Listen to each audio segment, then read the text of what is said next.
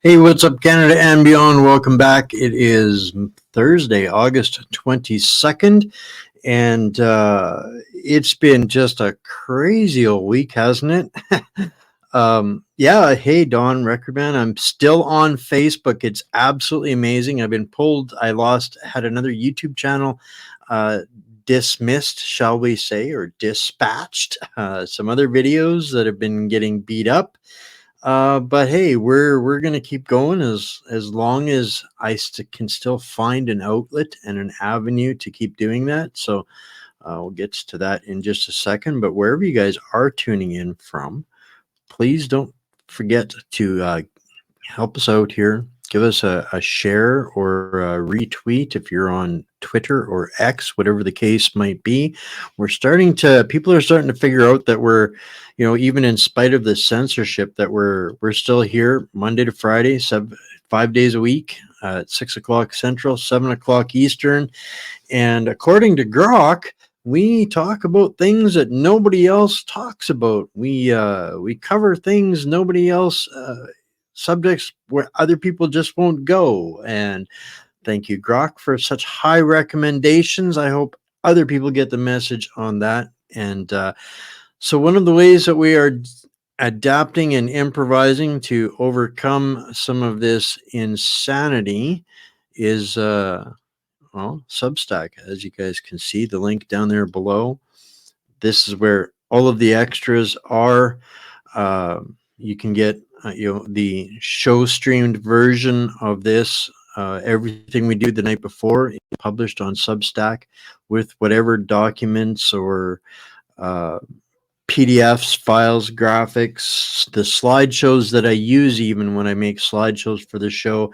Everything is included on my Substack. It's free. There is an option when you do subscribe, if you find enough value, to kick me $8 a month for $6 or $8 a month. That is one way that you can support us. The best way to find it is to go to our website, whatsupcanada.org. All of the shows are also streamed here, basically mirrored from Rumble, so at least you can be guaranteed. Sometimes even Rumble has been messing with us the last little while.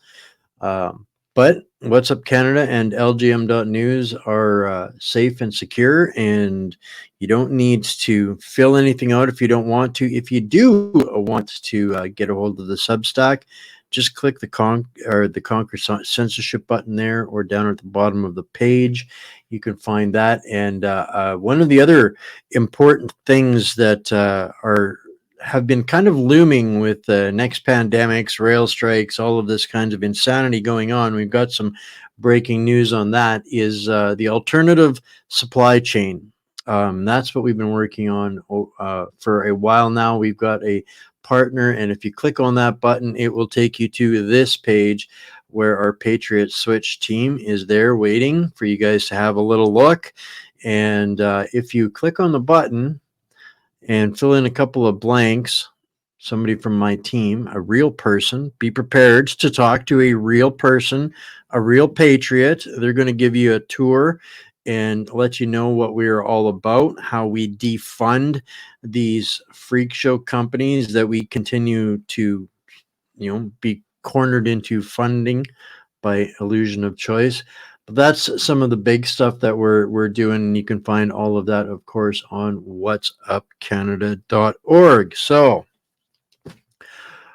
the breaking news: we've got the railway labor dispute. Labor Minister Stephen McKinnon speaking at a news conference in Ottawa just about an hour ago, and we're going to hear from him here right now.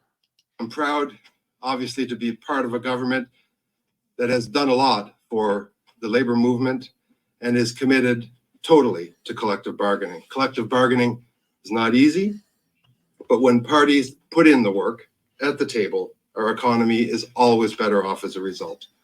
In the current collective bargaining negotiations between Canadian National Railway, Canadian Pacific Kansas City, and the Teamsters Canada Rail Conference, an agreement has so far proven elusive.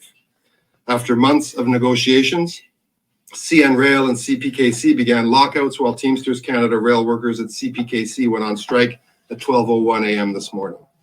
These collective bargaining negotiations belong to these parties, but their effects and the impacts of the current impasse are being borne by all Canadians. And there is an impasse. As Minister of Labour, I am using my authorities under the Canada Labour Code to secure industrial peace and deliver the short and long-term solutions that are in the national interest. Under Section 107 of the Canada Labour Code, I've directed the Canada Industrial Relations Board to assist the parties in settling the outstanding terms of their collective agreements by imposing final binding arbitration. I have also directed the board to extend the term of the current collective agreements until new agreements have been signed, and for operations on both railways to resume forthwith. I'm proud. Okay, so now we're going to unpack that here a little bit before we get into some other stuff, because this is this is trouble for Mr. Singh, considering that this afternoon he had put out a statement, and I'll pull that one up here, and then we'll get into this a little bit, because this is going to change things. You would vote against any liberal back-to-work legislation, even if it's a confidence vote. So my question is, if it comes to that, if you do end up voting against the liberals and confidence vote, would that break your supply and confidence agreement with that? Well, we made it very clear that we would always oppose back-to-work legislation. I made that very clear to Justin Trudeau. I looked him right in the eyes. I said, we will never support any back-to-work legislation. Never count on us. You'll have to go to Conservatives, who are the enemy of working people. You can go to yourselves. We know that Liberals have sold out working people again and again with back-to-work legislation, forcing them back to work, undermining their rights. So if that's the path the Liberals want to go, we're going to fight them every step of the way. We made it very clear. I said, whether it's confidence or not, I don't care.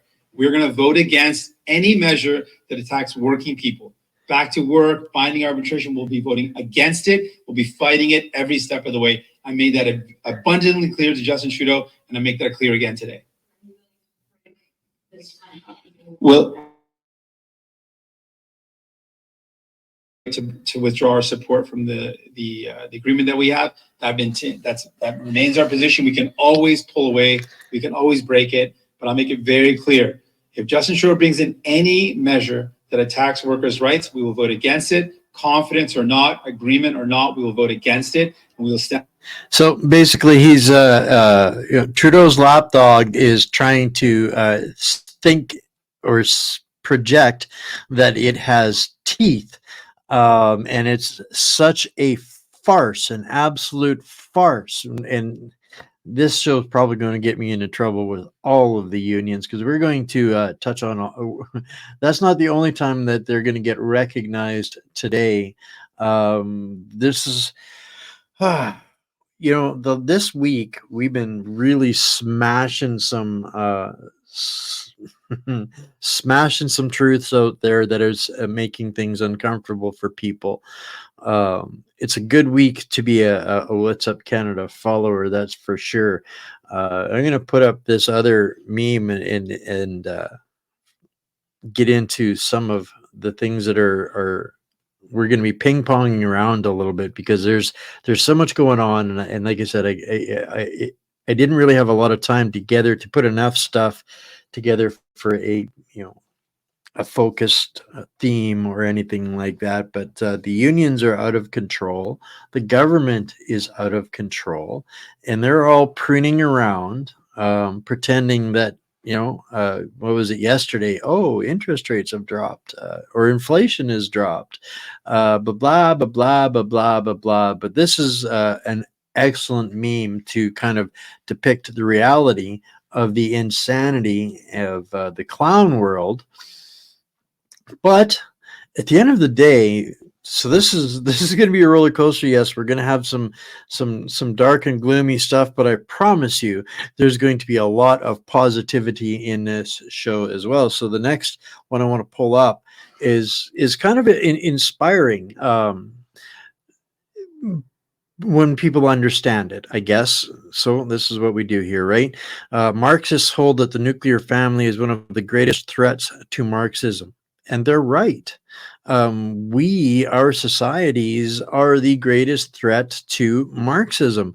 So this is a reminder of a quote from the very first Director General of the WHO, and with a reminder to ruminate on this one, think about this one a little bit. So to achieve world government, it is necessary to remove from the minds of men their individualism, loyalty to family traditions, national patriotism, and religious dogmas. If that doesn't, brutally describe exactly where they seem to have us right now, and the point of bringing this up is, none of this is accident. We're not experiencing any of these things by accident. This is absolutely being manifested against us. And I got this picture here, or meme, from Leighton Gray at the Gray Matter podcast. Lawyer, brilliant stuff. Let people read this here for a sec. I got a couple of comments here that I want to pull up. Sorry, Marcel, cannot find me on YouTube because YouTube removed one of my other channels and put a suspension on my backup channel. So I have no place left to stream on YouTube at the moment, and it's only by sheer luck, I think, that we're still available on Facebook as well. So I highly, highly, highly encourage people, if you're following on another platform, please get over and plugged in on Rumble. We also stream every day on Wimkin. It's a smaller platform, very much like Facebook or X. So so far, those platforms have been okay, good, better. Rumble still pulled some videos that I had about the unions saying some very incriminating stuff. All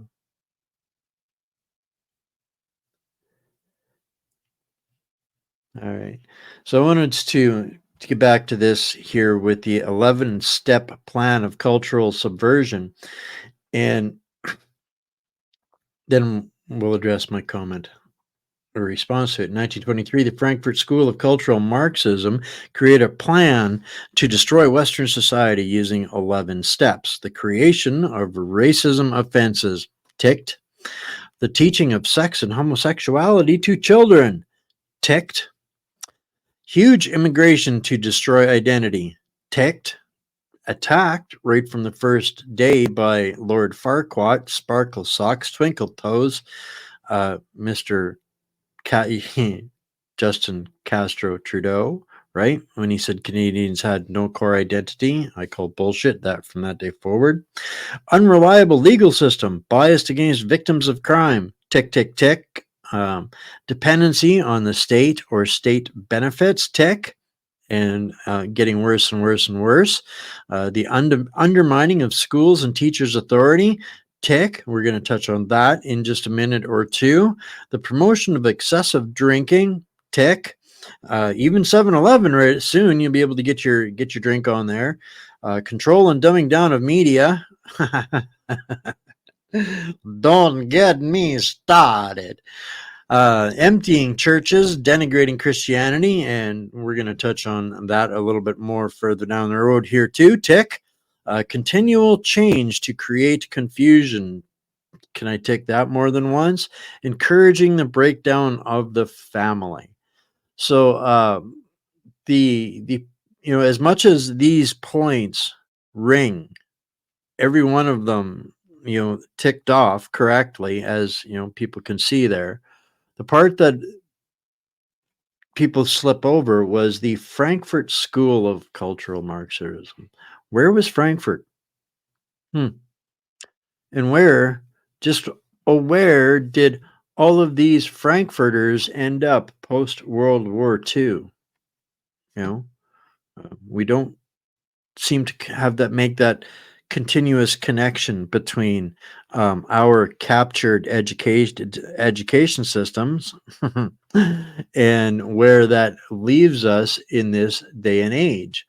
But I'm gonna give you guys a little bit of a break from me, pull through some comments, but there's a brilliant clip from a gentleman named Rowan Atkinson, and I'm gonna play this in its entirety because it's worth listening to, and I think everybody should hear it. My starting point when it comes to the consideration Yes, of any issue Mr. relating Bean. to free speech is my passionate belief that the second most precious thing in life is the right to express yourself freely. The most precious thing in life, I think, is food in your mouth. And the third most precious is a roof over your head. But a fixture for me in the number 2 slot is free expression, just below the need to sustain life itself. That is because I have enjoyed free expression in this country all my professional life and fully expect to continue to do so. Personally, I suspect highly unlikely to be arrested for whatever laws exist to contain free expression because of the undoubtedly privileged position that is afforded to those of a high public profile. So my concerns are less for myself and more for those more vulnerable because of their lower profile. Like the man arrested in Oxford for calling a police horse gay, or the teenager arrested for calling the Church of Scientology a cult, or the cafe owner arrested for displaying passages from the Bible on a TV screen. When I heard of some of these more ludicrous offenses and charges, I remembered that I had been here before in a fictional context. I once did a show called Not the 9 O'Clock News some years ago, and we did a sketch where Bruce Jones played Constable Savage, a manifestly racist police officer to whom I, as a station commander, is giving a dressing down for arresting a black man on a whole string of ridiculous, trumped up and ludicrous charges. The charges for which Constable Savage arrested Mr. Winston Kadogo of 55 Mercer Road were these: walking on the cracks in the pavement, walking in a loud shirt in a built-up area during the hours of darkness, and one of my favorites, walking around all over the place. He was also arrested for urinating in a public convenience and looking at me in a funny way. Who would have thought that we would end up with a law that would allow life to imitate art so exactly?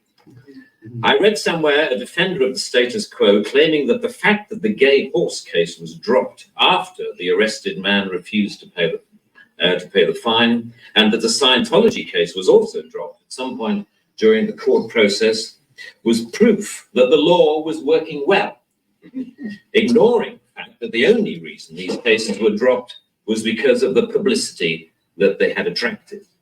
The police sensed that ridicule was just around the corner and withdrew their actions. But what about the thousands of other cases that did not enjoy the oxygen of publicity, that weren't quite ludicrous enough to attract media attention? Even for those actions that were withdrawn, people were arrested, questioned, taken to court, and then released. That is the law working properly. That is censoriousness of the most intimidating kind, guaranteed to have, as Lord Deere says, a chilling effect on free expression and free protest. Parliament's Joint Committee on Human Rights summarized, as you may know, this whole issue very well by saying, while arresting a protester for using threatening or abusive speech may, depending on the circumstances, be a proportionate response, we do not think that language or behavior that is merely insulting should ever be criminalized in this way. The clear problem with the outlawing of insult is that too many things can be interpreted as such. Criticism is easily construed as insult by certain parties. Ridicule easily construed as insult. Sarcasm, unfavorable comparison, merely stating an alternative point of view to the orthodoxy can be interpreted as insult. And because so many things can be interpreted as insult, it is hardly surprising that so many things have been, as the examples I talked about earlier show. Although the law under discussion has been on the statute book for over 25 years, It is indicative of a culture that has taken hold of the programs of successive governments, that with the reasonable and well-intentioned ambition to contain obnoxious elements in society, has created a society of an extraordinarily authoritarian and controlling nature. That is what you might call the new intolerance, a new but intense desire to gag uncomfortable voices of dissent. I am not intolerant, say many people, say many softly spoken, highly educated, liberal-minded people. I'm only intolerant of intolerance. And people tend to nod sagely and say, oh, yes, wise words, wise words. And yet, if you think about this supposedly inarguable statement for longer than 5 seconds, you realize that all it is advocating is the replacement of one kind of intolerance with another, which to me doesn't represent any kind of progress at all. Underlying prejudices, injustices, or resentments are not addressed by arresting people. They are addressed by the issues being aired, argued, and dealt with, preferably outside the legal process. For me, the best way to increase society's resistance to insulting or offensive speech is to allow a lot more of it. As with childhood diseases, you can better resist those germs to which you have been exposed. We need to build our immunity to taking offense so that we can deal with the issues that perfectly justified criticism can raise. Our priority should be to deal with the message, not the messenger. As President Obama said in an address to the United Nations only a month or so ago, laudable efforts to restrict speech can become a tool to silence critics or oppress minorities. The strongest weapon against hateful speech is not repression, it is more speech. And that's the essence of my thesis, more speech. If we want a robust society, we need more robust dialogue, and that must include the right to insult or to offend. And even if, as Lord Deere says, the freedom to be inoffensive is no freedom at all. The repeal of this word in this clause will be only a small step, but it will, I hope, be a critical one in what should be a longer-term project to pause and slowly rewind a creeping culture of censoriousness. It is a small skirmish in the battle, in my opinion, to deal with what Sir Salman Rushdie refers to as the outrage industry. Self-appointed arbiters of the public good, encouraging media-stoked outrage to which the police feel under terrible pressure to react. A newspaper rings up Scotland Yard. Someone has said something slightly insulting on Twitter about someone who we think a national treasure. What are you going to do about it? And the police panic and they scrabble around and then grasp the most inappropriate lifeline of all, Section 5 of the Public Order Act, that thing where you arrest anybody for saying anything that might be construed by anyone else as insulting. They don't seem to need a real victim. They need only to make the judgment that somebody could have been offended if they had heard or read what has been said. The most ludicrous degree of latitude. The storms that surround Twitter and Facebook comment have raised some fascinating issues about free speech, which we haven't really yet come to terms with. Firstly, that we all have to take responsibility for what we say, which is quite a good lesson to learn. But secondly, we've learned how appallingly prickly and intolerant society has become of even the mildest adverse comment. The law should not be aiding and abetting this new intolerance. Free speech can only suffer if the law prevents us from dealing with its consequences. I offer my wholehearted support to the Reform Section 5 campaign. Thank you very much. What are your thoughts on? So I loved that part about in this, because there's so much censorship, and we know that it's wrong, but we can't articulate the argument, and what that ends up doing is leaving people more and more frustrated and angry all of the time, right? And it's that's unfortunately kind of where they want us. And I've got another comment here that's kind of indicative of this. And this isn't going to be a negative comment about the person. We should be outrageous. We should be angry, but we haven't yet begun to exhaust the peaceful measures and means that we can do that are available to us. But the comment here was if Canadians decided to revolt, we wouldn't have to tolerate any of these lying, treasonous, deceitful politicians. Revolt is always on the table. And my response to that is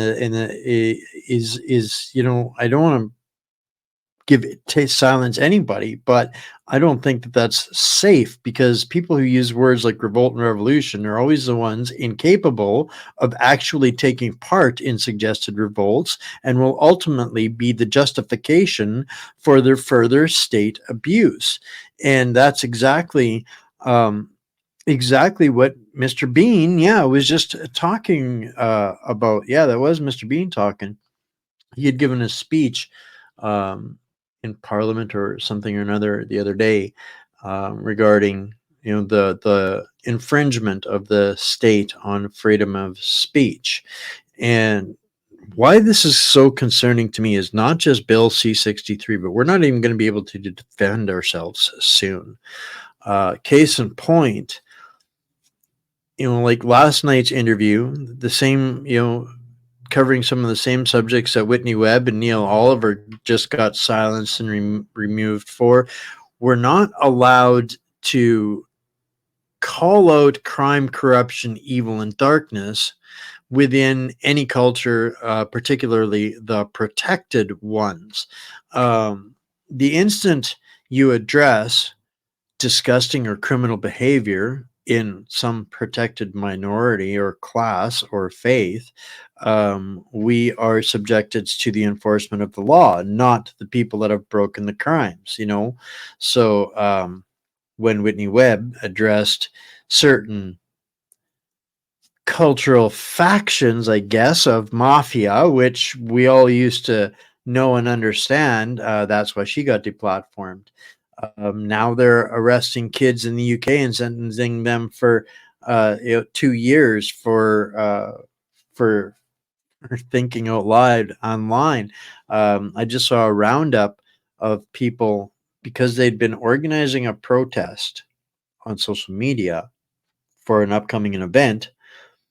They were being rounded up already. So they're before they've even had the event. That's the pre-crime aspect of the censorship that is going on, and my concern for that is what we're seeing with radical political Islam and its rise here in Canada. We're not allowed to discuss that lest we be labeled racist and Islamophobic, and this is a real problem for me. I saw a graphic earlier, and did you know that in the course of the history of that ideology, they have been responsible for 680 million deaths? So, to me, this made up word called Islamophobia is going to start landing us in jail under these kinds of censorship rules while we're being invaded by these people and they're being protected by the police exactly like they are in the UK. We're not going to be able to address this under this made up word. And by definition, a phobia is an irrational, unreasonable fear. And there is no such thing as marked out by 680 million killed throughout history as an irrational or misplaced fear. So when they start arresting people for Islamophobia because we are trying to warn people about what's going on in the streets, what Michael Yon, said to us last night, he's seen them kicking heads down the street like soccer balls. And that's kind of where they're getting ready to take things here. And they're announcing it at their events and rallies. And now we have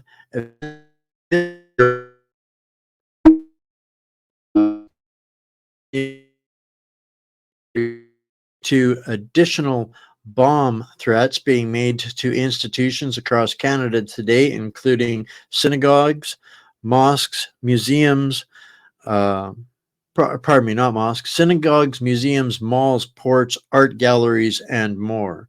All threats are being rapidly addressed in coordination with police of jurisdiction. My response to that, no one's surprised by these notifications except politicians and their clone troopers. Who doesn't see this coming? That's outside of this. Like, I mean, are the police surprised by this? But if we address this, are they going to, as soon as they're done, having a coffee break and a donut, and planning out, how they're going to find, whoever it is in their city that's threatening to do all of this, this comes across. It was posted on August 3rd, but I didn't see it until today. The Sikh extremists in South Surrey who had their machine guns confiscated by the police were friends of Ding Ding Ding Jagmeet Singh. Guess that's why no charges have been laid against the party goers. It pays to have political connections, unlike the boys from Coots. 100% in line with all of the boxes being ticked in that post from Leighton Gray about the cultural subversion, the manufactured destabilization. Mocha I can't say his last name, but Mocha in Alberta has been getting a lot of death threats and exposing a lot of exactly these kinds of organizations. So it's just a giant feces fest. Excuse my language, but these guys are absolutely frustrating. But I'm going to end off with some good news. I promise yet later on. But this is something else that just came out. Another surprise. Billions in federal contracts awarded to quote unquote indigenous enterprises without verification. So pretty much anybody that identified as being indigenous was given federal contracts, and billions of dollars have just gone missing again, right? It's just beyond absurd. Tomorrow night when we get Bryce on, he's been addressing ineptocracy. We've been talking about that term here a little bit as well. This is another one of those things that you and I and everybody else are on the hook for, that we've been scammed out of, and the corruption and kickbacks are running rampant. I'm sure everywhere that these people touch, it's all about laundering money, extracting from society. The whole thing is a political grift. We're going to talk a little bit later on here. I'm taking a very hard stance, guys. We talk politics here all the time, 100%.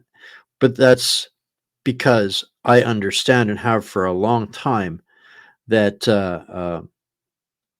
we cannot vote ourselves out of this mess. The mess, the problem, the core cause of the sickness in Canada goes much deeper, and voting doesn't fix that.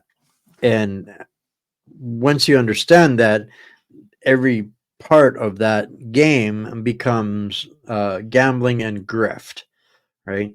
And we're going to touch on some of that, but a little bit of a couple of points from Dr. Trotzi's wins of the week for last week. A little bit behind. We had interviews on Monday, but this one I wanted to address in a particular, and I'm going to share the link in the Substack. Everybody can go and read all of the wins of the week. I didn't call some of them wins in my book, but you guys, there's a bunch in there that absolutely are. But these ones are important. So Dominic, whatever you want to call them, has launched a new federal party called the Canadian Future Party. He claims it's for all Canadians. Carty states, "I promise that we're going to be courageous, we're going to be competent, and we're going to be evidence-based."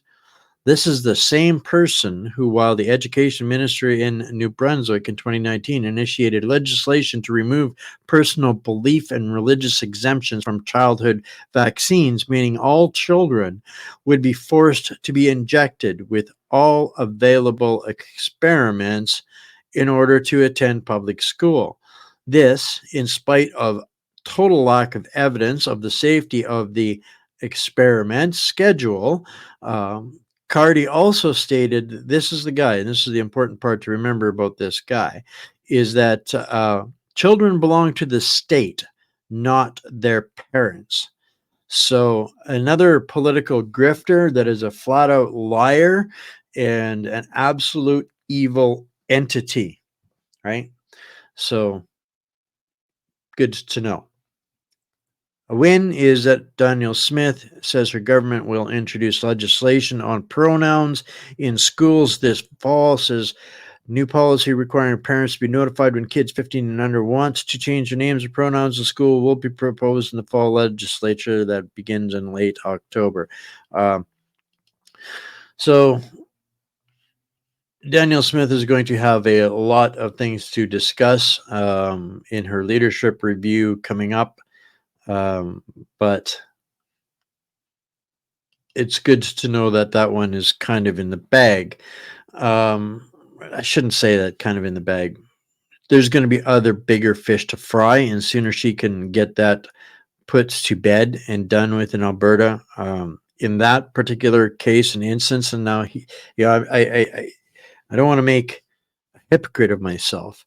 I'm still going to recognize individual efforts, good or bad, from individuals in the political system. But at the root of it, there is no solution that provides actual real remedy. We're still going to need a management team no matter what happens, good, bad, or otherwise, whether it's the Pirates or a sovereign Canada of the people, by the people, for the people. Whatever this turns out to be, we're still going to need people to manage and overlook things. So whatever we call them at that time, so be it. But in the meantime, we have to support good stuff when they are doing at least some good stuff. This is how we make more friends and are then able to raise more voices against than when they're doing really horrible stuff. So now we're going to get into a little bit of the dark side of the show here tonight. I got a clip here from Camus on X, where he it might be a little bit late, but he's up to speed with Dr. Bridle now. And this is a clip here that I'm going to play for everybody where Dr. Bridle addresses what's been going on here in Canada. And, just for the sake of making sure that these voices and messages get out as far as possible. That's why I do all this, right? So this is Dr. Bridle. My response to this is, I want to let people know out there too that he was the first and most qualified real expert in Canada to come to the people and tell them the truth on this podcast right here in April of 2021, and has continued to pay the price for exposing levels of corruption and cover-up beyond comprehension. This man should be leading Canada's health system, not the pharma corp. We would all be much safer. We need to get that Gollum mask type thing out of meddling in Canadian health. So this message from Dr. Bridle. I'm a scientist who became known as somebody who's open to the idea that maybe these COVID shots aren't entirely safe and effective. And I've had thousands of people come to me with their stories, including physicians. I'll speak on behalf of the physicians. The stories you just heard, including from Jeff Raff, are 100% true. Physicians are afraid. They've seen what happens to physicians who speak out or do anything against the narrative. Many aren't reporting because they're afraid. Others are not reporting because it's too onerous. So I know physicians in British Columbia who are working in the emergency ward, and the system they had to follow in their particular hospital would be 40 minutes. It would consume 40 minutes every time they wanted to do that. So if they had to file 5 reports, in theory, there's no way they could. So they just simply didn't take the time to do it. Most people, when they got the shot, I've seen this in court where the other side says, oh, well, legally everybody was, physicians were compelled to say this. You've heard they haven't. If you've heard of one example, and you've heard many here where it didn't happen, that's underreporting. By definition, it's under reporting, even if it's just one. So we have no idea how many. So most people were not told when they got the shot that if you experience any unusual medical event following the shot, you'd report it to your physician. Then the physicians, when those reports came from their patients, they were not supposed to make a determination themselves as to whether or not it was related to the shot. You can't make that determination when you're talking about something brand new. They were just simply supposed to send that to the local medical officer of health, that report. I know many cases where the local medical officers of health then sent back the reports. They rejected them. I even have had people come to me and share with me the correspondence that was provided to their physician, where their physician was shocked because the medical officer of health sent back the report and actually asked them to change the diagnosis on that report, change that physician's own diagnosis. They take offense to that. And so we don't know how many times, but the ridiculous thing is medical officers of health were granted the authority to make their own determination, which is ridiculous, of whether or not it was related to the shot. So what a local medical officer of health would do is if they saw somebody come in and they saw, well, this seems unusual. I've never seen this with historical vaccines, and these things are nothing like traditional vaccine technologies. They'd say, this seems like an outlier, so it certainly can't be related. I'm not going to pass this on to the Public Health Agency of Canada. But what happens is, say there's a 1 in 1,000 event that happens in every jurisdiction across Canada. Now all of a sudden that CAFA system gets loaded up with these 1 in 1,000 events, and we now see a safety signal.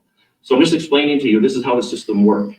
And that's why physicians were afraid. Some of them just simply couldn't submit it. So many of them didn't have patients report problems, and many of them couldn't afford the time, and they didn't want to get in trouble. And so I think, honestly, one of the biggest conversations we have to have in Canada, which would be an eye-opener, because then we would see that these things are not as safe as we've been told, is if we could actually get the data. How many people, if we get an idea, how many people actually experience unusual medical events but never reported it to their physician? How many physicians got the news that there was an unusual medical event but never submitted to local medical officer of health? Compared to historical data with historical vaccines, what was the proportion of reports that were deemed inadmissible to Public Health Agency of Canada with the COVID shots relative to historical vaccines? I would suspect there was probably an increase in the censorship of those reports. You know, and then it would be very fascinating. And to tie it all together, what you have to remember is when it comes to the mentality here, Health Canada, you don't bite the hand that feeds you, right? And what Canadians need to understand is Health Canada's budget, by far and away, the majority of it used to historically come from tax dollars, right? But now the vast majority of the budget comes from the very pharmaceutical companies whose applications Health Canada is reviewing. That's going to be important to understand in the next couple minutes. So, because the next one thing on the plate is this Mockingbird mercenary organization, this other syndicate, CTV News, trying to say that the beer bug is tied to higher risks of depression, anxiety, PTSD, and other conditions, with the unjabbed being the most affected. I am like, really? Trying to get the body count up? That's really the only thing I can say to the Mockingbird mercenaries at this point. So we're going to get into some other stuff, so that really flies in the face of all of the narrative and all of the insanity and the lies. And yeah, I'm going to call them liars. I saw a comment there. Somebody got banned on Facebook for lying. If I'm not here tomorrow on Facebook because I called somebody a liar, so be it. Come find me on Rumble. I'll be there, and I'll be on whatsupcanada.org and lgm.news and a few other places. Anyways, I'll still be on X, right? Because they are liars, and we seriously have to call them liars. So Steve Kirsch, they actually got Google AI to finally admit the truth about the beer bug jabs and the U.S. childhood jab schedule. And so it'll never, after getting the results from them, he's pretty sure that it will be reprogrammed so it will never tell the truth again. So this is an important reference point to judge AI veracity. So what he's saying there is bookmark this and hold this to account and see if it changes over a period of time. If Google AI changes what they spit out for an answer. So this article, and I'll just read the top part. Cumulative toxicity. The current childhood jab schedule exposes infants and children to a multitude of antigens, adjuvants, I don't know, and other vaccine components within a short time frame. The potential cumulative toxicity of these exposures, particularly for the developing immune system and nervous system, remains largely unknown, which means they are using babies for lab rats. That's the simplest way to say it. Synergistic toxicity, the interaction between different jab components as well as between jabs and environmental factors could lead to synergistic toxicity, where the combined effect is greater than the sum of individual effects. This complex interplay of factors is difficult to study and predict, raising concerns about potential unforeseen adverse outcomes. Gee, yeah, think. This article, and a link to it, you can follow Dr. Kirsch as well. Brilliant mind. And bookmark this, save this, download it, whatever you have to do, but get plugged into this stuff. This is going to be ammunition for everybody moving forward. Now, this is one of it. It's only 50 seconds, 50, but it's important, and I'm playing this because it's vindication for me. Because when Dr. Bridle was talking there, I just couldn't help but remember the first time he came on this platform. It was the first interview I think he'd ever given, and he has Tourette's, and from the time he started to the time he finished was so different. He was speaking then like a man that was afraid he was never going to get a chance to speak again, and now he is leading, in so many capacities and taking real serious risks. People would go to great lengths to silence that man, and we need to support him and honor him by getting these messages from these people that are brave enough to say the things that need to be said. And we started reporting on this in 2021 here on this platform, and this doctor is addressing the same thing. Make a comment about the blood supply, the entire blood supply in America, and basically the whole world is contaminated with the spike protein poison bioweapon.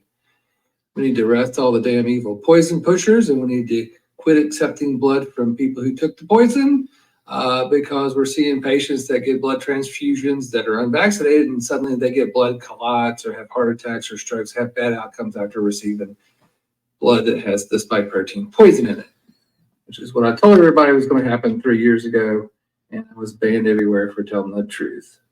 All right, so we got to arrest all these damn evil poison pushers, and we need to get the spike protein out of the blood supply. This is complete mad science insanity, and all the retards are in charge, and they all need to go to fucking hell, as far as I'm concerned.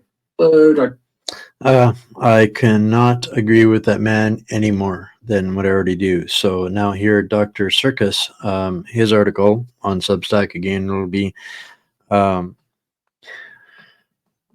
it'll be in the Substack as well here. So I'm going to interject here into the chat a little bit. I didn't bring up that article about the scamming with the indigenous people to start a race discussion or fight or battle in the chat. I don't want to talk about racism. To me, that's a joke. And nobody can talk to me about racism. I grew up a short, fat, white kid with a pocket protector and glasses with 3 other white kids in the middle of 9 reserves. I understand racism better than anybody. So this chat in this forum is not an open forum for anybody playing victim based on culture. At this point, I don't give a shit what culture we are from originally. If we don't figure out who the real bad guys are and stop finding reasons to squabble and fight, then it's over for all of us. And they have been messing with the words and the language to create and manifest all of this for a very, very long time. And nobody can tell me make me believe in any other capacity, because I've lived it, that that ability to keep that separation of being different has allowed for some of the greatest corruption and travesties by the indigenous Indians, whatever you want to call them, themselves, against their own people. I've lived it. Nobody can tell me otherwise. And I am tired of the victimhood at this point. This is not the time or the place in this country to have this fight, because we are all going to be singing a la snack bar if we don't get over some of these things and stop some of the real dangers, like these psychopaths with their genetic experiments that are intending to wipe us all out. And so sorry to be so abrupt on that subject, but I'm tired of it. Tired of it. You know, the instant somebody, it's right back to the first thing. Anybody can find a reason to be to feel excited, or pardon me, insulted. This isn't about insulting anybody. This is about finding out who the common threat is and who the common enemy is and who is trying to kill us, right? And the way they see it, the people that write these words, these policies, these treaties, these acts, they're, yes, intentionally changing the language from Indian acts to indigenous acts. Why? Because once you guys all embrace the term indigenous, guess what? When they do the ethnic cleansing, the Indians, the ones that call themselves Indians, will be protected. The indigenous, meaning those who were born here of the land, they are the ones that are going to be wiped out. We are the ones that are on the carbon list priority to reduce. And this shit here is part of the euthanasia program. Exactly, well said, Dr. Circus. So that's going to be my raging rant on truth for the week. And again, I'm going to be censored or probably deplatformed or jumped on for all of that, but it's reality check time, folks. It's not a place for, sorry, you're not all going to get cups of cocoa and fuzzy blankets. Uh-oh, getting too many likes. So here we got coming back to the euthanasia program, here we got Doug Ford in all of his glory, I think, in politically being desperate, making some bold statements that are unusually correct coming from Mr. Doug Ford. So, giving someone, an addict, a place to do their injections, we haven't seen it get better. This was supposed to be the greatest thing since sliced bread. It's the worst thing that could ever happen to a community to have one of these safe injection sites in their neighborhood. The other problem I have was with the federal government. Safe supply. They get to go up there and get endless amounts of drugs. And guess what they do? They go out and they sell it and get other people addicted. And then they go and get even stronger drugs. But as far as I'm concerned, the federal government's the biggest drug dealer in the entire country. It's unacceptable. It needs to stop. We need to get rid of safe supply. We need to put money into treatment, detox beds. That's what we need to do, not continue to giving people free drugs. Now, can we apply that to all of the drugs that they're trying to kill us with, not just the fentanyl and methadone or meth and cocaine and heroin? And I guess the point of my rant there a few minutes ago, guys, was it doesn't matter if people have different opinions or whatnot. Abuse is abuse, won't be tolerated. You're going to start calling people names. That's my job. It's my job. You're going to start calling people names or being, we all got to have thicker skins too. But at the end of the day, this isn't a place for anything less than respect. That's all. That's the only rule that I have is respect. I try to keep it pretty simple.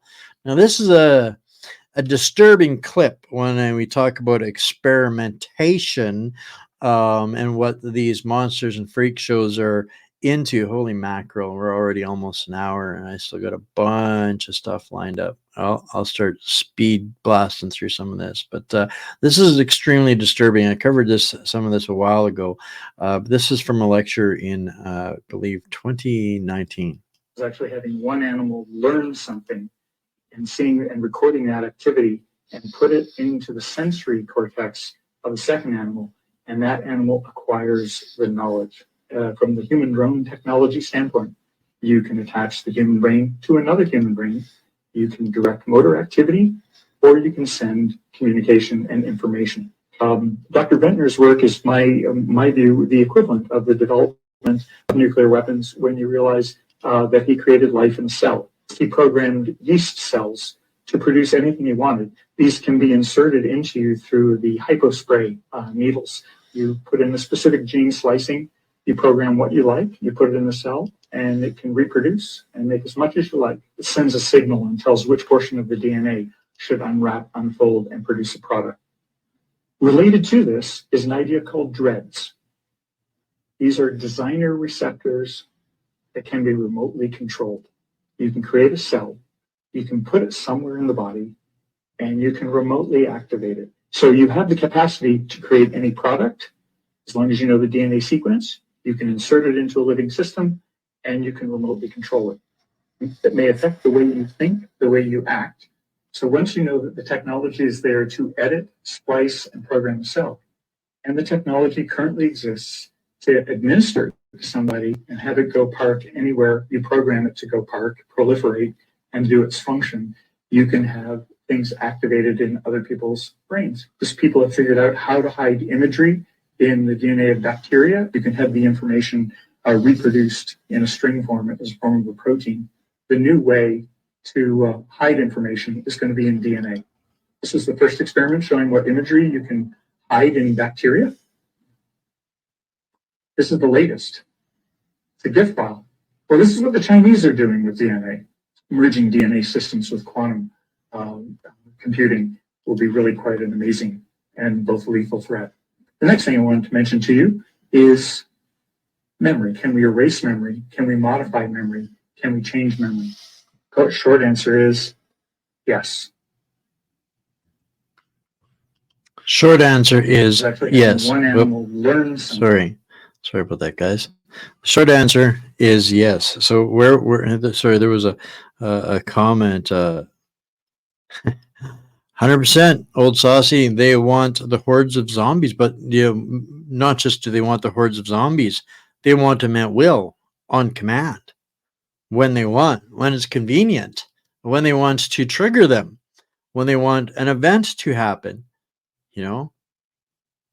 Let's listen to what Uncle Klaus has to sell in this little collage from Ivor Cummins. You remember him? He was on a couple months back. Brilliant mind. Bob, the executive chairman of the World Economic Forum. We are working closely together with governments from around the world, including all G20 countries. His exclusive elite members, called stakeholders, include the heads of all G20 countries, from the US and UK to communist countries like China. What we are very proud of now is the young generation, like Prime Minister Trudeau, that we penetrate the cabinets. After penetrating our cabinets, Schwab and his stakeholders have enacted a 10-year transition to another political system, which Schwab designed. I pioneered the stakeholder concept, called stakeholder capitalism. Stakeholder capitalism is finally becoming mainstream. This single global authoritarian system provides the stakeholders unprecedented control over our companies and lives. The Chinese model is certainly a very attractive model for quite a number of countries. Promoted on the cover of Klaus Schwab's book, stakeholder capitalism's slogan is propagated by the heads of all G20 countries and other powerful stakeholders. People and planet, people and planet. In the UK, Prime Minister and stakeholder Rishi Sunak has already made stakeholder capitalism's credit score mandatory for large companies. We're announcing the UK's intention to mandate climate disclosures. Sunak's opposition, Keir Starmer, is also a World Economic Forum stakeholder. It doesn't matter which party we vote for, both have a stakeholder responsibility in accelerating the transition to stakeholder capitalism by enacting its Marxist and tyrannical policies. This is the best time for leaders to work jointly for the world to become more inclusive, more sustainable, If you've wondered what's causing these strange events, it's because we're witnessing a cultural revolution, a social movement manufactured by tyrants Create a stronger inclusiveness. to drive a shift from the bottom up to a more inclusive political system. You have been promoting the stakeholder concept. The era will be inclusive for them. Other powerful UK stakeholders include Boris Johnson, Matt Hancock, and Sadiq Khan, as well as the head of the BBC and our media regulator, Ofcom. They've been indoctrinating us to believe narratives about them acquiring totalitarian authority are dangerous right-wing conspiracy theories. What can you do if someone you know has fallen down the conspiracy theory rabbit hole? As well as manipulating us with propaganda, the stakeholders have been cancelling and censoring anyone who shares the truth. Under new online safety laws, conversation and discourse is being shut down. To discover how stakeholder capitalism works, Schwab's full plan for transitioning us, and what we can do about it, watch my feature documentary series, Stakeholder Communism, for free at yellow.forum. So pretty much, remember when they were saying prepare for the angrier world, right? And why would we be angry? Because our government has been lying to us, abusing us, and jailing us for things like objecting to the migration compact. And I loved in that part there when they talked about they both had stakeholder responsibility. Well, that's the problem that we are going to be staring down the barrel of, and this is why I cannot get behind the Conservative Party of Canada either. Why? Because they also have stakeholder responsibility, the exact same stakeholder responsibility that Trudeau and the Liberals do, but they just get the higher percentage of the graft, of the grift and the graft. So unfortunately, that's why that system can no longer survive in any kind of reality. And so Odessa Orlowitz, another good, honest, authentic journalist out there, in 2016, George Soros' Open Society, in agreement with the government of Canada and the UN, together worked to increase refugee settlement. Why does the MSM say it's fake news that Soros directly works with our government? Not only does he work with our government, he works with them not just in migration, but also in the enforcement of it, the Stasi, the Antifada, the Antifa anti-hate network. So this government of Canada, not just the Liberal Party, but the government of Canada in all of its parties, is absolutely complicit to the treason against Canadians. And this is why none of those meat muppets in Ottawa really want the story of the 11 to come out, because we will realize that, wait a minute, they haven't got them all.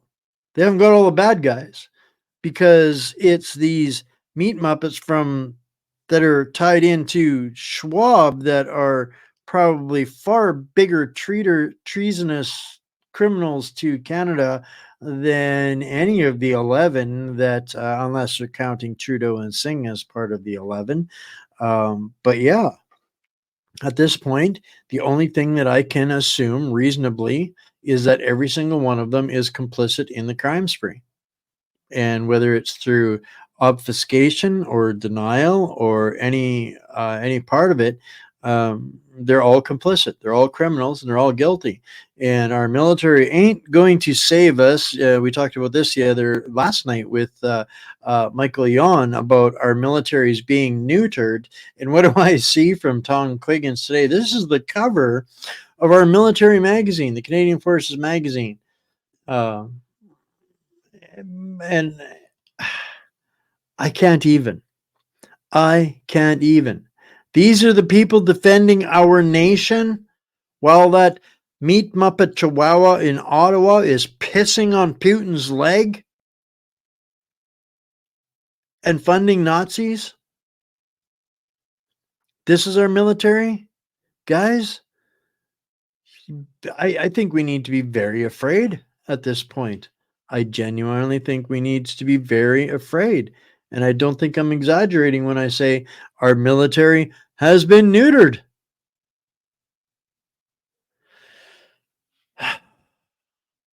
I don't even know what to say about that. So this is a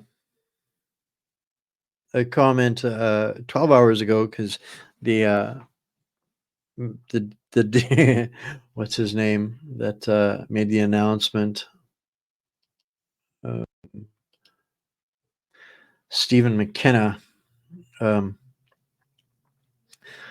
of shot holes in the rest of some of these stories, this being one of them, about Christopher Freeland. Interesting choice of terminology, saying that any disruption to national railway service is sabotage.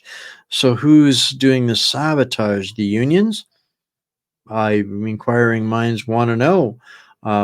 But Tom was correct in asking, funny she didn't say that disrupting the national railway services was sabotage when the natives blocked the rail service. And I had to just, state, well, in all fairness, several union members organized that one too. And we know that because one of them actually got arrested for that. We covered that on Tuesday night's show. Yeah. Well, the unions are getting a little bit of extra credit today.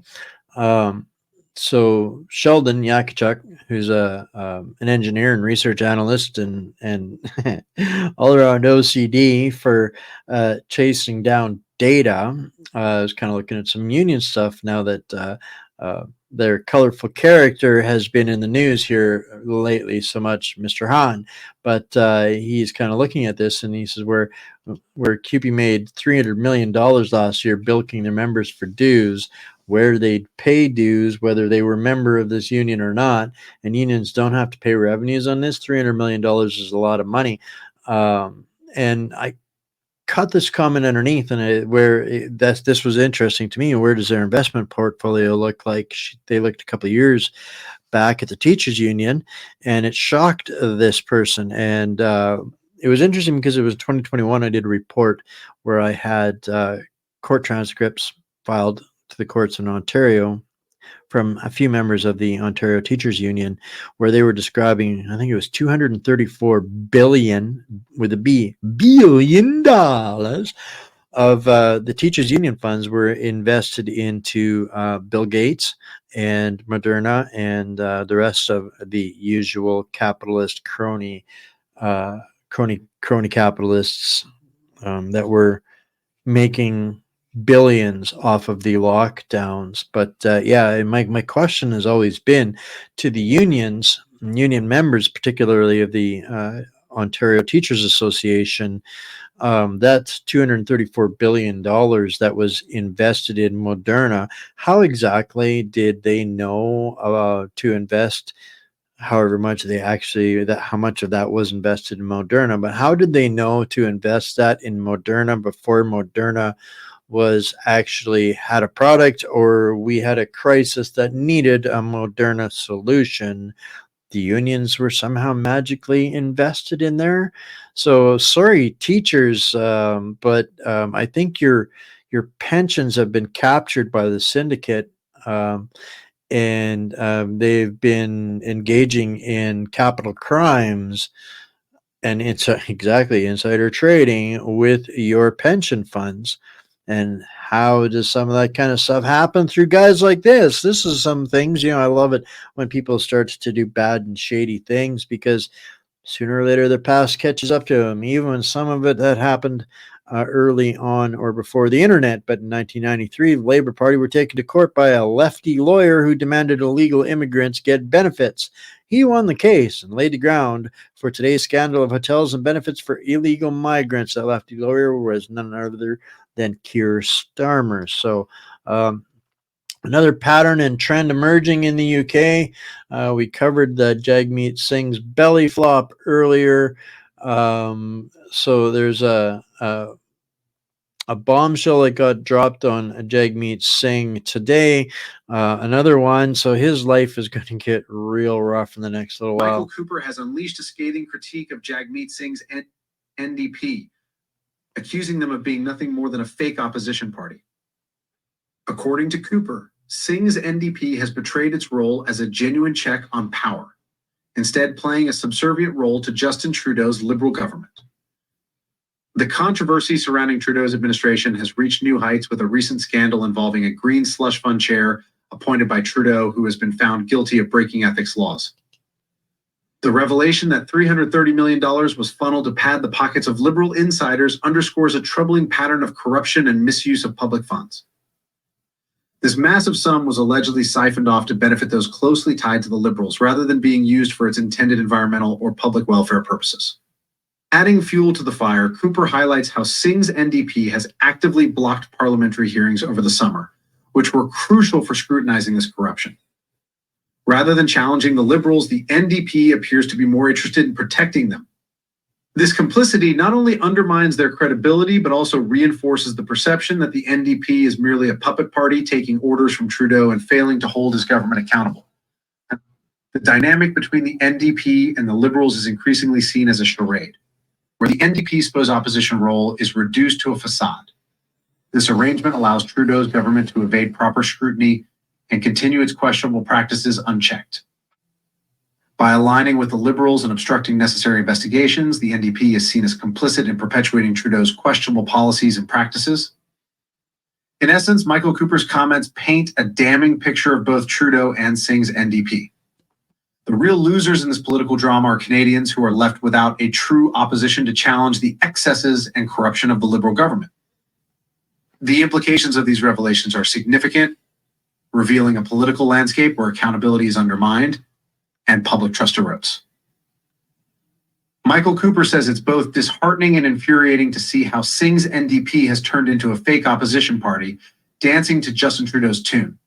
Cooper points out that the NDP's lack of genuine resistance to the Liberal government is a blatant betrayal of their supposed role as a check on power. Instead, they're merely acting as Trudeau's lapdogs, blocking crucial investigations and enabling his administration's corrupt practices. The part. The NDP take their marching orders from Justin Trudeau. Here you have $400 million that improperly went out the door. Here's the kicker: over $1 billion in taxpayer money has been improperly allocated, with $330 million being funneled directly to Liberal insiders. This isn't just a minor misstep, it's a scandalous misuse of public funds. $1 billion gone missing, and only 300 and some K into Liberal insider pockets, and these people are not behind bars? Nobody can tell me that our enforcement agencies are not 100% neutered and not helping the people. So yeah, so some other nastier stuff. But this was a great comment to help empower people, because language and words matter. And when it comes to with the butchery of kids, this is one that we have to be incessant upon and get better at fighting. And this is a really good comment here. Transing kids is framed as accepting kids for who they are, but in reality, you're affirming them as something they are not. That is 100% why we cannot play their trap. We cannot allow them to play that trap. It's not the same as gay civil rights. It represents everything the gay rights movement stood against. If you support surgically removing the healthy bodies parts of children, just say it. Stop trying to dress up the barbarism with nice talk of children being who they are. Stop pretending transing kids is a continuation of fighting for gay civil rights. That is the most yes. That is the best way. We have to stop this. We have to stop this. They are predators, and they're using the shroud of gay human rights to do horrible, barbaric things to kids. And they have absolutely captured our entire education system, from Frankfurt School of Pathological Psychopathic Manifestation. All right. And talking about psychopaths, this is an interesting discussion. Now, this guy is an absolute freak show. Absolute freak show. QP members are rising up in the tens of thousands because this guy is an absolute piece of human garbage. But it is interesting what Circulon says here. And I'm not defending this piece of garbage in any way, shape, or form. But this guy has risen to the top of the QP union while he was a piece of garbage. He has always been a piece of garbage. He is the one that drives the alphabet soup barbarism that's chopping up kids. This guy is a part of that. And he always has been. But he never got in shit to like this. Nobody's been, the whole union isn't railing against him. He just got reelected again. The only reason he's in trouble now is because he criticized the Jewish community. So what that tells me is we're fair game. Anybody can accuse and attack us incessantly for years, but they can't criticize the Jewish community. Not even a freak show like him, one of the chosen ones of the freak show. So that should be an interesting thing, point for people to understand that how deeply committed they are to destroying our culture, our national identity, our society, but not quite that committed. Still can't criticize or say anything bad about those guys. So I'll be surprised if I don't get deplatformed tonight. But meanwhile, we mentioned earlier with our RCMP talking about terrorism threats. Andy Lee's post yesterday, I guess, hospitals, synagogues, and Jewish organizations in Ottawa were among the more than 100 across Canada who received identical bomb threats. About a dozen synagogues and Jewish community centers in Ottawa were sent the email which contained violent language. The whole nation is in an uproar about this, and 100% right. It's wrong. It needs to stop. But where was the outrage for the 100 Christian churches that have been burned down under Trudeau's reign? Right? That's a problem for me. Again, some people are protected, some people are not. And on that note, I don't have a post, but I got a message from Pastor Derek Reimer in Calgary today. And if you don't know Pastor Derek Reimer, I do, and he's a solid man, a solid Christian, and he was the one that you probably would have seen the video of a pastor getting thrown out into a hallway and charged for objecting to these monsters, these guys, the alphabet soup in kids, and whatever they masquerade it as, story time hour, whatever they want to call it. But he was arrested for that. So he sent me a message today, and I'm just going to read it out to you guys. I'm going to get him on a show one of these days soon. Just hasn't worked out so far. A judge found me guilty today of criminal harassment for expressing my opposition towards Drag Queen Story Hour to a library manager set on hosting the event. For posting the video of our interaction on Facebook and saying we'll be back to protest if the event continues. This charge is punishable up to 2 years, and I will be posting the sentencing date soon. Our courts oppose the righteous, and justice is nowhere to be found. Truth stumbles in the streets, and honesty has been outlawed. Yes, truth is gone, and anyone who renounces evil is attacked. The Lord looked and was displeased to find there was no justice. Isaiah 59:14-15. But he rejoices that he's counted worthy to suffer shame for Jesus' name. So, just wanted to kind of I guess it's breaking news. Nobody's going to get up and stand for Pastor Reimer. So that, I think, is all I've got for everybody tonight. As if that wasn't oh, there is one more. One more. And this was the good news that I wanted to send everybody off with. And but before I do that, just because I've got everybody here, people have been asking, what are the song names to my intro and my outro? So here they are.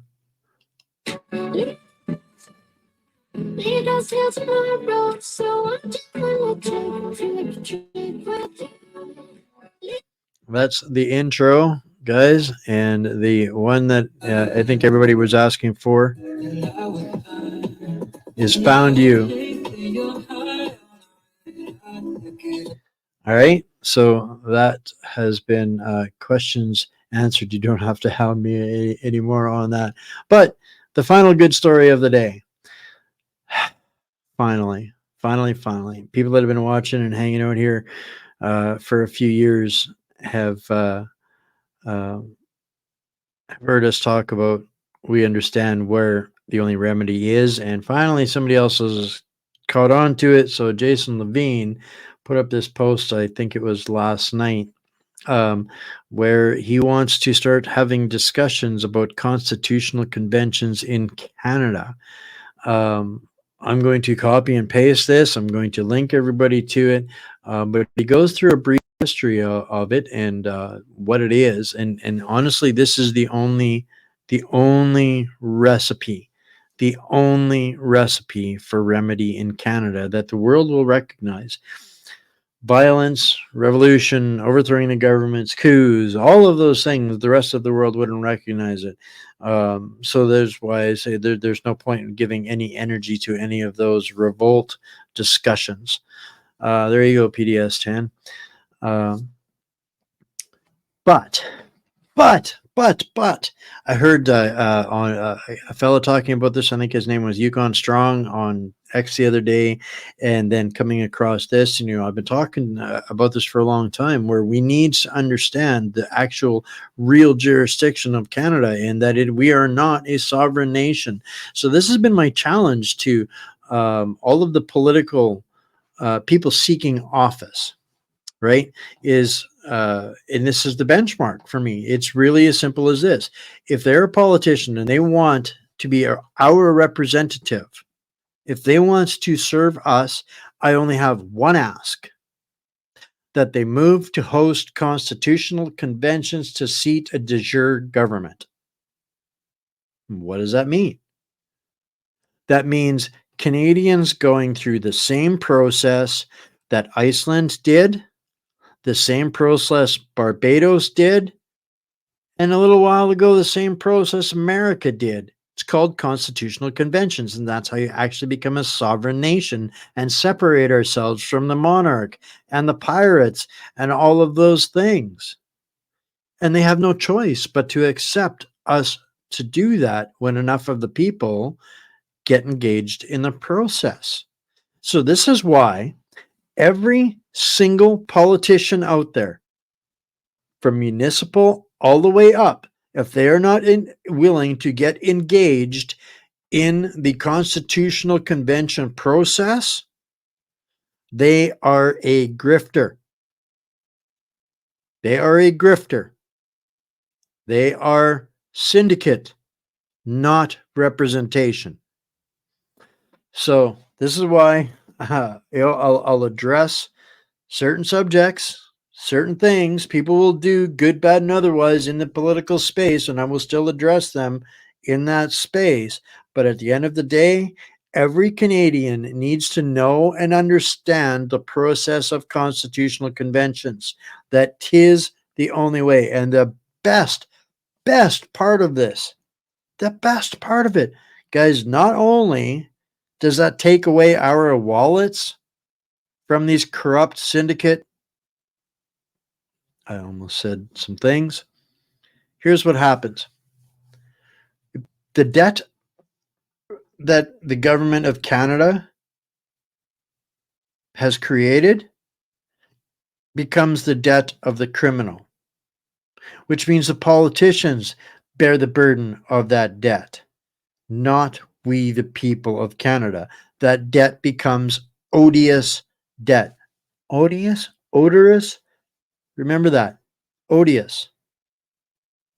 Stinks very much badly.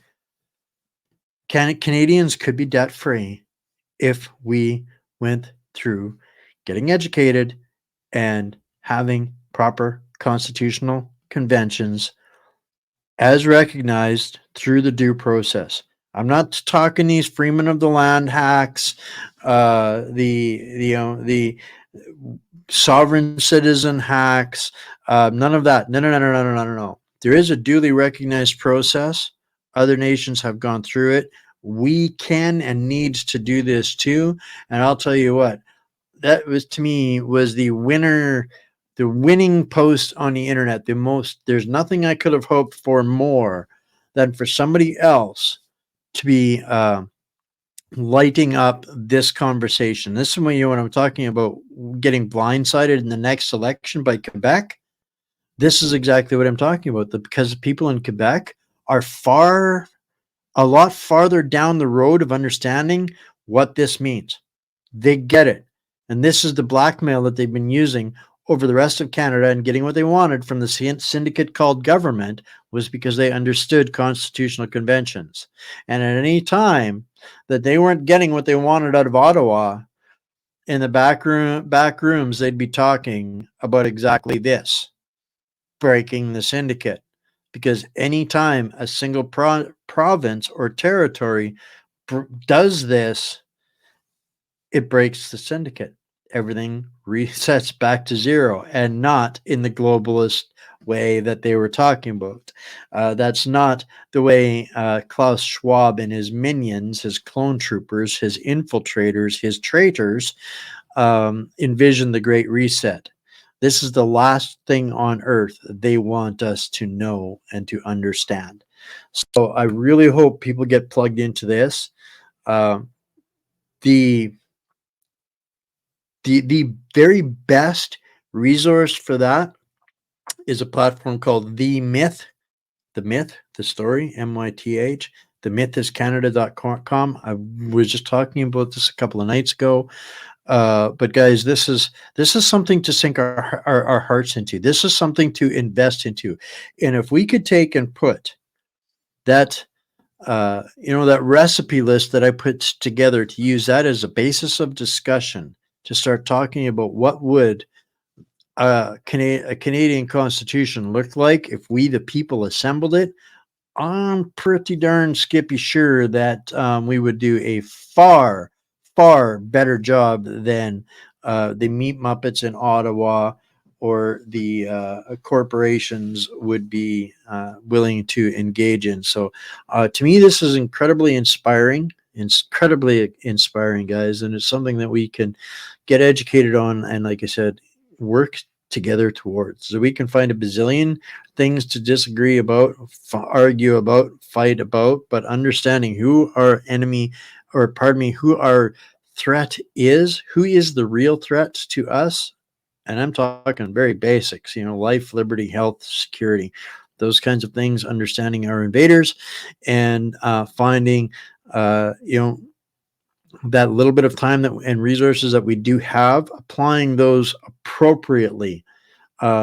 Stop indulging the circus, the wild west of these false prophets and gypsies that offer up, all kinds of immediate, anybody that's promising you instant solution and remedy is probably full of shit. And there is a whole lot of predators and snake oil salesmen out there, and have been for a very long time. It's kind of become the wild, wild west. Some of it is, literally falls into the term freedom industrial complex. There's a lot of marketing and a lot of selling of things and ideas that will not make an impact, that will only suck you dry for whatever little bit that you might have left. So I encourage people to do due diligence on whatever they're doing and research it. And if somebody gives you shade for asking questions, that's probably not the most legit place to engage your efforts and energy. So that's the subject matter. That's the story. That's the resources. I'm losing my voice now already. Man, I've yapped a lot this week. Been a lot covered, lots to find on the Substack, as you see down there below. Send me an email if you've got a whistleblower story or something that you think I need to know about. What else? Support your truth fighters. There's a lot of false idols, fake idols out there. To me, the heroes in this war right now are the people that are brave enough to have the hard discussions. People like Michael Yon, people like Dr. Bridle, people like Scott Ritter, the list goes on and on and on. Those are the real heroes right now, and we know a bunch of them that we've had a chance to get to know through this platform, this community coming together. So incredibly grateful for everything that you guys do to help out and liking and sharing. Do we get some likes on Rumble today? You guys, that's something we really suck at as a community over on our platforms. I don't want to ask for that kind of stuff. It makes me feel like I'm cheesy or something, but at the end of the day, it'll be what it'll be, I guess. Support your warrior, your champion who's fighting for you most. If this is the platform that does that for you, this is the best way to help me out. Getting closer to the end of the month again, so the reason I give you guys this place to help out with it is the one place that 100% of it comes to me. So I get to take, they don't get a cut off in PayPal and these other platforms. They all take a cut, even though they're still doing a service. But that one we get all of here at the platform, which is what keeps us free for everybody. So on that note, with all of that and me losing my voice and everything else, I love you all. Stay mighty, my fellow warriors and patriots and hostages. Check out Patriot Switch off of my website, guys. It's worth it. If you have questions about it, take a tour. Spend a half hour with one of the other people that are donating their time to help and teach people alternative solutions. And if you have questions, don't be afraid. I'm pretty open to being found. Give you guys that all the time. So I love you all, and we will see you tomorrow at 6 o'clock Central, 7 Eastern for Bankers, Bandits, Bullion, and Bucks. And I'm pretty sure Bryce is going to be fired up tomorrow. So see you there.